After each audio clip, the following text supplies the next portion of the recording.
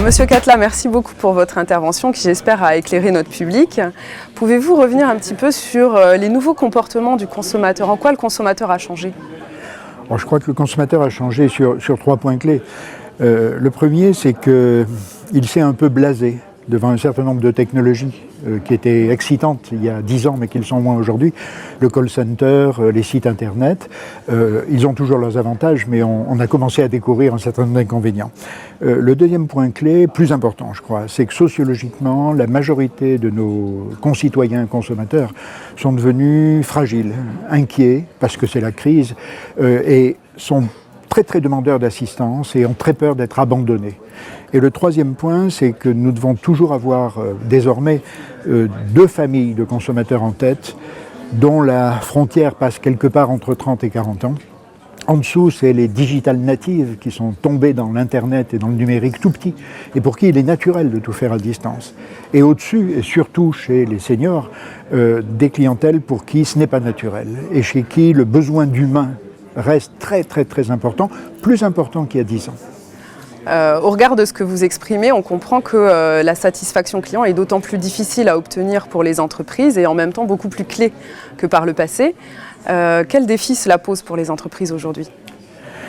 Je crois qu'il y a, là encore, il y a 3 défis, me semble-t-il. Le premier défi, c'est de ne pas croire que le numérique et les automatismes vont tout résoudre. La technologie, c'est bien et c'est parfait, à condition qu'on la renforce dans sa dimension d'humanité, y compris le côté un peu affectif. Il faut que la technologie nous dise qu'elle nous considère, qu'elle nous respecte, qu'elle nous connaît, mais avec discrétion. Et cette humanisation, si on prend un exemple technologique, on peut la résoudre à travers les analyses de langage naturel, effectivement. Donc ça, c'est un progrès. Est-ce qu'il va complètement suffire? C'est pas tout à fait sûr. Le deuxième enjeu, c'est ce que j'appellerais le problem solving.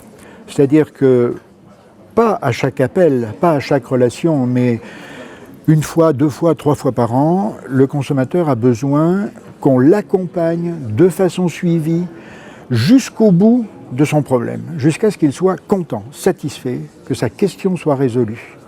Et ça implique du suivi, ça implique un interlocuteur unique ou presque unique, ça implique du callback, ça implique qu'on l'appelle et qu'on suive son degré de satisfaction et qu'on lui dise quel est le degré d'avancement de la résolution de son problème. De même que les colis sont des colis suivis maintenant, il faudrait que mon problème soit un problème suivi. Et le troisième enjeu, c'est ce que j'appellerais l'enjeu de fair play.